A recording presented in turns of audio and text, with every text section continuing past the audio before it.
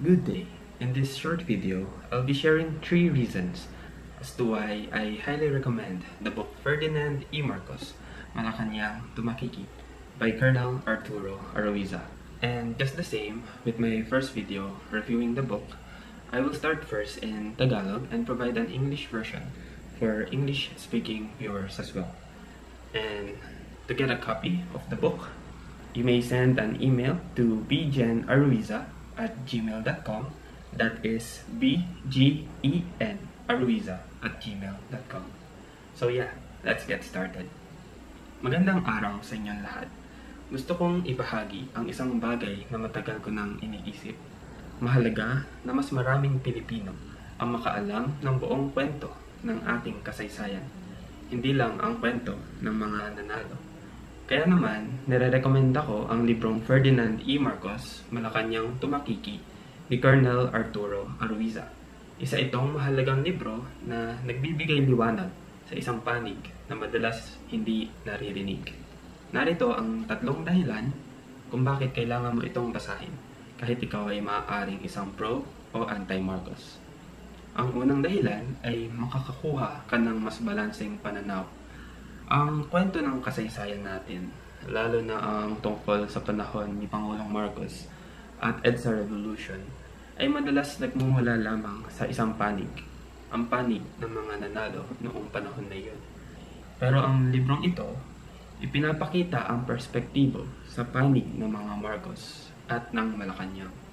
Kahit anong paniniwala mo, mahalaga ang balanseng kwento para mas maunawaan ang ating nakaraan. Ang pangalawang dahilan ay masasagot ang matagal mo ng mga katanungan. Isa sa pinagdedebatihan na usapin sa kasaysayan natin ay ang pag-alis ng mga Marcos sa Malacanang. Tumakas ba talaga sila o sa pilitan silang pinaalis? Sinasagot ng librong ito ang mahalagang tanong na ito gamit ang detalyadong kwento mula sa loob ng Malacanang. At maaari ding masagot ang iba pang mga katanungan na hindi pa rin malinaw para sa iba hanggang sa panahon na ito. At ang pangatlo ay malalaman mo ang isang perspektibong bihirang marinig. Ang mga nangyari bago, habang at pagkatapos ng EDSA Revolution ay kadalasang ikinikwento at itinuturo mula sa panig ng mga nanalo ng panahon na iyon. Pero ang librong ito ay nagbibigay ng buong perspektibo at kwento mula sa Malacanang.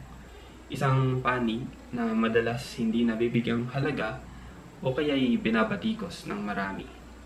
Sa pagbabasa ng librong ito, hindi lang natin binabalikan ang nakaraan, kundi mas pinalalawak natin ang ating kaalaman bilang mga Pilipino. Ating basahin ang Ferdinand E. Marcos, Malacanang Tumakiki, nang may bukas na pag-iisip at sama-sama nating alamin ang buong kwento ng ating kasaysayan. Maraming salamat sa inyong panonood. Hello everyone! Today, I want to share a growing conviction of mine. More Filipinos need to be aware of the whole picture of our history, not just the perspective of those who claimed victory. This is why I highly recommend Colonel Arturo Aroiza's book, Ferdinand E. Marcos, Malacanang Tumakiki, for it offers a unique and often untold side of the story. Here are 3 reasons why I believe every Filipino, whether pro or anti-Marcos, should read this book. First, you will gain a balanced perspective. Our history, particularly surrounding President Marcos' era and the EDSA Revolution, is often dominated by one narrative. But this book challenges that by giving you a view from the other side, the Marcoses and Malacanang's perspective. Whether you agree with it or not, this balance is crucial to truly understanding our past. Second, the book answers long-standing questions. One of the most debated topics in our history is the Marcoses' departure from Malacanang. Did they really flee the country? Or were they forced out against their will? This book delves into those pivotal moments, offering insights you won't easily find elsewhere.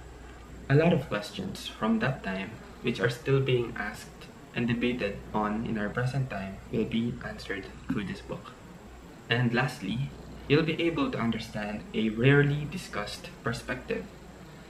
The events leading up to, during, and after the EDSA Revolution are often told through the lens of the victors. This book sheds light on what happened behind the scenes in Malacanang, details that are rarely discussed and often demonized. By reading this book, you aren't just revisiting the past, you're broadening your perspective as a Filipino.